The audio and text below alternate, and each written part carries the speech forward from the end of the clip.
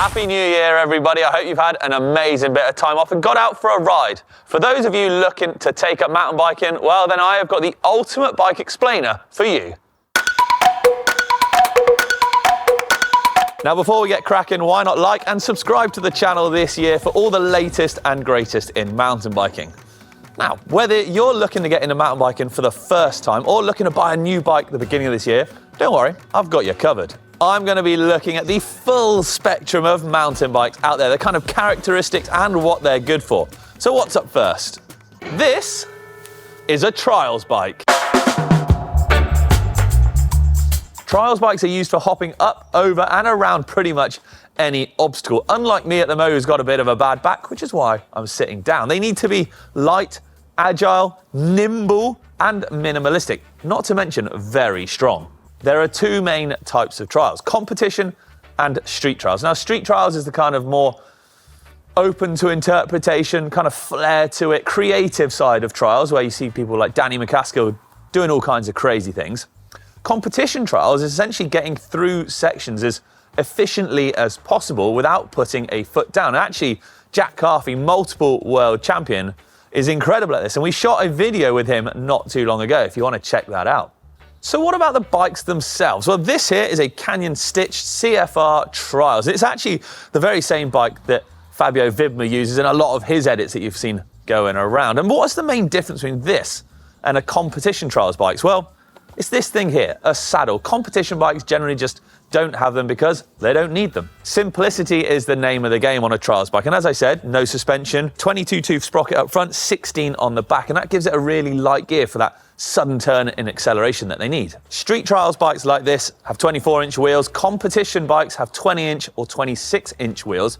When it comes to tyres, it's fairly low tread patterns, fairly sort of thick on the sidewalls to try and stop that damage to the wheels and pinch punctures. Aluminium's still generally the go-to frame material, but things like this, carbon fibre, are becoming more commonplace. When it comes to sizing, well, generally they're only available in one size, unlike most other mountain bikes out there. And it's generally a very small size to, like I said, keep things very manoeuvrable, light and nimble. What about that crazy bar and stem combo? Now, this is something that stands out and what makes trials bikes quite unique as well, is just looking at that setup. And this is something that riders will alter and change quite a lot. It's like that because essentially a trials rider will spend a lot of the time on the back wheel. So that longer, sort of a more upright stem puts the rider slightly higher and more out in front of their bike. The big riser bars do that as well. And then brake lever position. Obviously, we've got some big, powerful either disc brakes or hydraulic rim brakes generally found on trials bikes. That lever position is fairly sort of steep when the bike is down like this. And then when it comes up, they flatten out so they can get a good bite on it. And that is a trials bike. Next up, the jump bike. Check it out then. It's kind of like a jacked up version of a trials bike. Now, you'll generally find these or use these for something like street riding, dirt jumps, skate park or pump track. And there are a few subtle and not so subtle differences. They share things like a single speed. There's only one, nothing to go wrong, no rear mech. This time we've only got one brake, a disc brake at the rear, although sometimes you can find them with two brakes. The biggest addition is this, the suspension fork at the front. Now, obviously things like riding off-road dirt jumps, it being a mountain bike itself, you can get rigid versions, but normally a 100mm travel fork is found at the front with the ability normally to lock it out. 26-inch wheels on this, slightly knobblier tyres because if you do ride on the dirt, you get a little bit more grip. Predominantly, these things are always metal, always aluminium or steel because they are the strongest and toughest. Because you're going a little bit quicker on these, you just want that extra security. Aluminium bars, aluminium wheels, aluminium cranks. Seat is slammed again, so you've got that kind of maneuverability when you're hammering it around a pump track or around a skate park. If you're up in your game and you're looking at slope-style bikes or slope-style courses, it will be a very similar bike to this, but actually you might have rear suspension as well. So imagine this, but with maybe like 80 to 100mm travel at the back. Now it's time for a gravel bike. This one, in fact. Is this the ultimate road biker's mountain bike or the mountain biker's road bike? It is, of course, a gravel bike, and it kind of blurs the lines between the two. Perfect for crushing all-day epic adventures on or exploring the roads and going off the beaten path a little bit. Now, what sets it apart from a mountain bike, obviously, is the drop bars at the front there. You know, additional aero gains there, additional comfort, kind of like you would find on a road bike. Other notable things, generally gravel bikes are carbon fiber or aluminium. Sometimes fancy ones are steel or titanium, but you know, carbon or aluminium is the general go-to material. Wheel size is 27.5 or 700C. And actually, a lot of the times they're rigid, but we're seeing more mountain bike influences creep across. Like we see a small dropper on this one and a small suspension fork as well. When it comes to tyre size, a 28 to 50 mil tyre is generally the go-to. And we're seeing kind of more cool integration, should we say, because obviously these bikes are designed around lots of long riding. Frame storage is often a thing, lots of mounts for various additions like tools, pumps, God knows what else, bags that you might want to put on there. Disc brakes, gearing wise, it's often a 1x12, maybe 1x11, but here you might still see the front mech live on, as a 2x might also be included as well. A great bike if you kind of want to try a little bit of off-roading, but you're a road biker. Or if you're a mountain biker, you want to go out on the road but still fancy a taste for off-road, could be a good option too. Now time for a cross-country hardtail.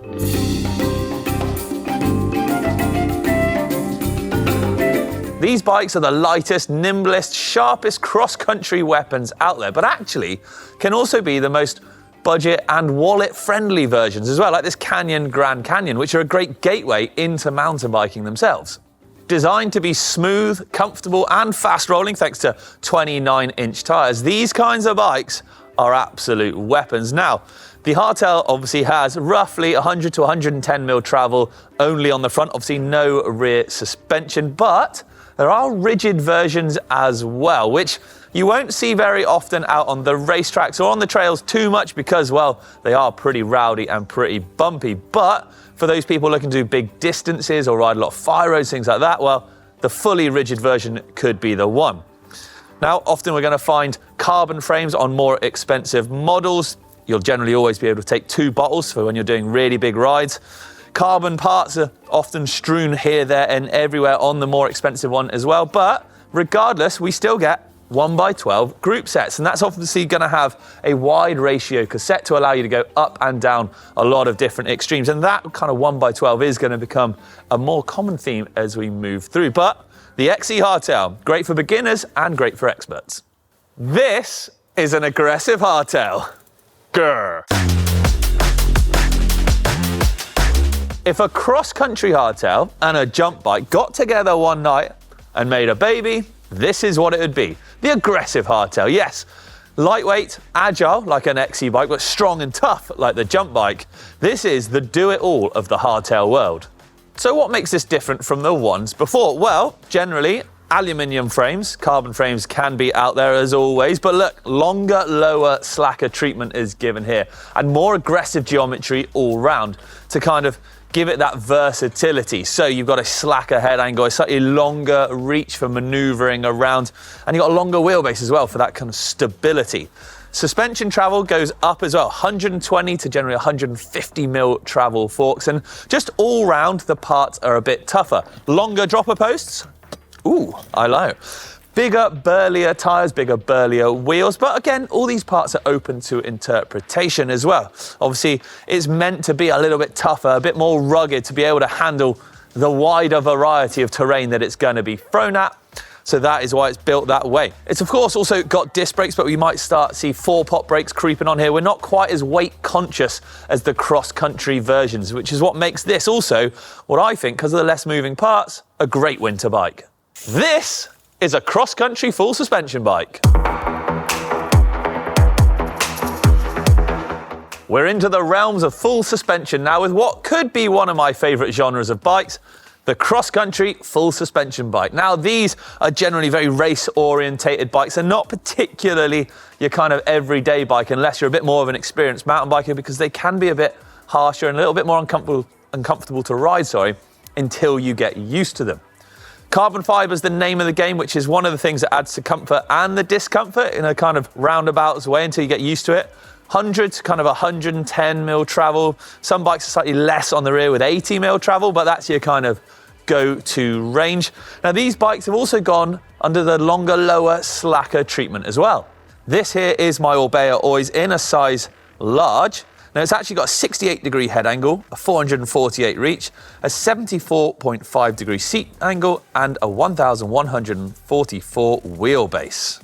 This is essentially, as tracks and riding styles have evolved over the sort of more recent years, bikes like this have had to as well.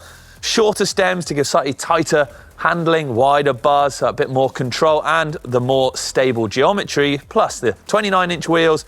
You're going to find much sort of lightweight parts here, a lot of carbon parts, titanium parts, much more rounded, sort of faster rolling tread patterns on tyres, smaller dropper posts. Now, before we actually didn't have dropper posts at all, but dropper posts fairly commonplace, as well as lockout on the suspension to make them as efficient. Efficiency is the name of the game when it comes to these bikes. Now, it's time for down country. We have got us another love child on our hands, people. Yes, if a cross-country bike and a trail bike were to smash, the down country bike is what we'd get. A relatively new category in the mountain bike world, and one where the lines are blurred. It's a beefed up XC bike or a slimmed down trail bike. Either way, they're bloomin' good. But there's a few defining characteristics which make it very different from the other two. So for example, we've got things like frame storage, which you don't find on XC bikes because they don't want to take any extra weight. They're generally a little bit slacker, a little bit more upright, a little bit comfier. The travel is still in the same range at 100 to 120 mil, but the overall comfort, the overall ride position and feel of the bike is a little bit comfier, but you haven't got that kind of full squishiness of a trail bike, which we're going to get onto next. You haven't got the additional travel and stuff. Dropper posts become a bit longer and a bit burlier. Suspension, generally a 34 mil chassis. On an XC bike, you might get a 32, but quite often a 34 mil now. 1x12, of course. We've got slightly burlier, wider tyres with a bit of more an aggressive tread pattern.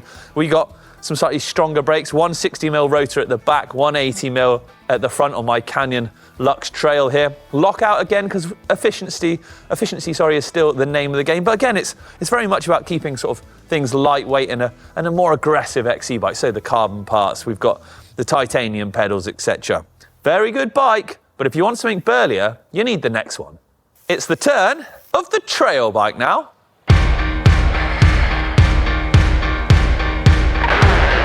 The Swiss Army knife of the mountain bike world, the trail bike. Typically 120 to kind of 150 mil travel, and that can be mixed up front to rear. I've recently done a video on this bike, but on trail bikes in general, how I think they are. If you were to have a one bike garage, this would be the one. You can build them up to be pretty bloomin' lightweight like the XC scale of things, or you can make them pretty burly and tough to be more along the enduro and super enduro kind of we're going to get to in a bit. But the trail bike truly does everything up and down. But we start seeing some bigger changes here. Like we said, we don't just go up in travel, we kind of go up in parts size as well. So tires start getting bigger, 2.4s and potentially 2.6-inch tires. 29-inch wheels are kind of the norm, but mixed wheel creeps in as well, especially on size-specific bikes. Carbon fiber or aluminium can be a frame material of choice. It doesn't really matter which one. You start getting slightly stronger wheels, slightly tougher cranks, aluminium cranks, burlier brakes. 4-pots become a bit more normal. Short stems, wide bars for good solid control. And again, we start getting longer and slacker. But it's not just the suspension travel as well that's actually going up, the diameter and the types of suspension. So you can see the rear shock's got a piggyback on it to deal with more intense hits. The forks at the front have got a bigger diameter to them as well. They're a 36 up from the 34s we've been seeing so far. And that's to make them a little bit stiffer. But you could scale this down if you wanted to keep the weight. These bikes are great. They really do it all. If you're after one bike to conquer everything, this could be the one. Say hello to an enduro bike.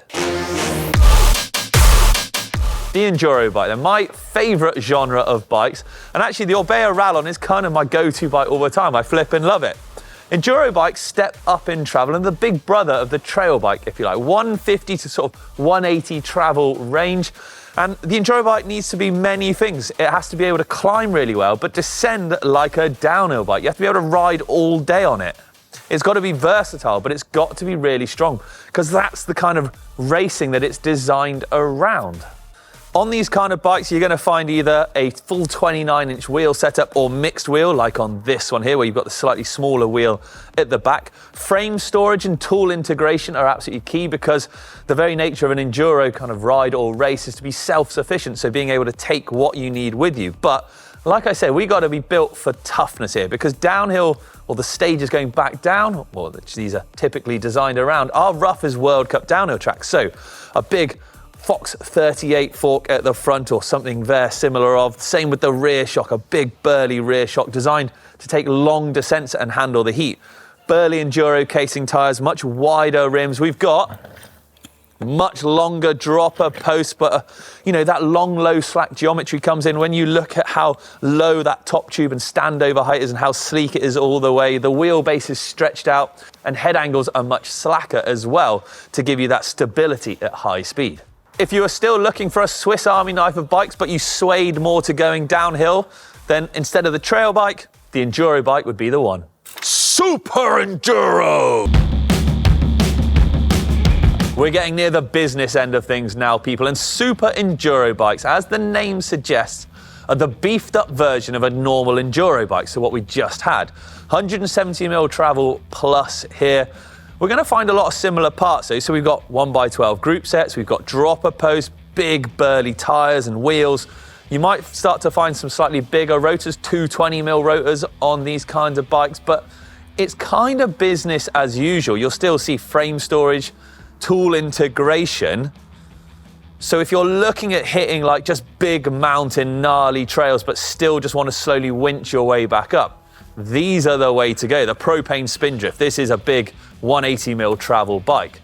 But then we kind of morph into what we'll call sort of park bikes and free ride bikes. Now these are like super enduro bikes, sort of stripped back if you like. Often there'll be mixed wheels, metal frames will be the norm, tool integration in water bottles is long gone out the windows. It's simplicity here. Gearing optional, a lot of the time converted to single speed, and you might start seeing dual crown forks as well, so a stiffer front end. Droppers, they're generally gone to, as uplift is the name of the game. Oh yeah, it's a downhill bike, people.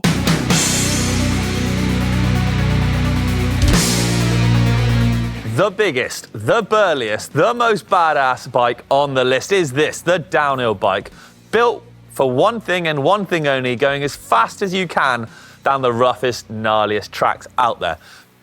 On average, 200mm travel, front and rear, full 29, potentially mixed wheels as well is also available. A lot of riders like to go for the smaller rear wheel because it makes the bike a little bit sort of sharper on the handling, a bit more flickable. You can turn it around, change direction on it a little bit easier. These bikes are built for strength. Everything about them is about as strong as it can be. From the tubing, which could be carbon or aluminium on the frame, to the tyres, to the wheels.